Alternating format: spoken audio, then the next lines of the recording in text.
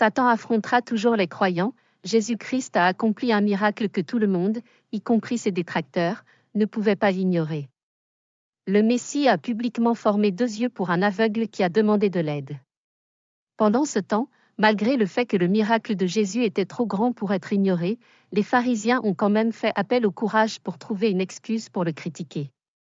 Les critiques ont mis Jésus au défi de ne pas faire de miracle un jour de sabbat. L'Écriture sainte rapporte, quand Jésus, lui dit ces choses, il cracha sur le sol et fit de l'argile avec la salive, et il oignit les yeux de l'aveugle avec l'argile. Et il lui dit, va te laver dans la piscine de Siloé, ce qui est traduit par envoyer.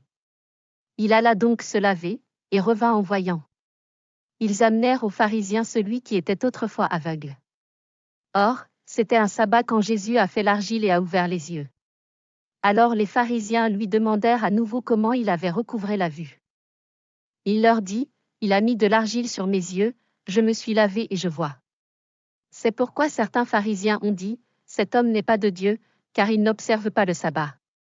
D'autres ont dit, comment un homme qui est pécheur peut-il faire de tels signes? Et il y eut une division parmi eux, Jean 9, 6-7, Jean 9, 13-16, leçon, qui veut plaire aux critiques? Pas moi. Les critiques ne verront jamais aucune raison d'apprécier les bonnes œuvres, mais ils chercheront une excuse pour critiquer les personnes qui font de bons efforts. L'amère vérité est que les adeptes du diable critiqueront toujours les chrétiens.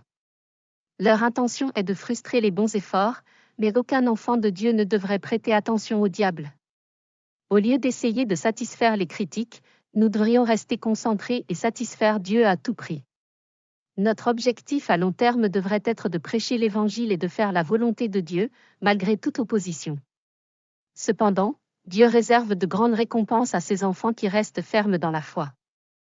Jéhovah décorera ses fidèles de gloire et d'honneur, et il fera briller leur visage. La prière, cher Seigneur, je suis déterminé à vous satisfaire à tout prix, sans payer le moindre centime au diable et à ses disciples.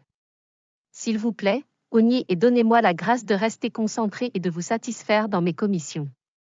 Ne me laisse pas permettre aux mauvaises personnes de me distraire dans mes bonnes œuvres. Aidez-moi à accomplir efficacement les tâches que vous m'avez confiées, et laissez-moi les accomplir à votre satisfaction. Faites-moi prospérer sur terre, et au ciel aussi. Car c'est au nom de Jésus-Christ que je fais mes demandes. Je vous en prie.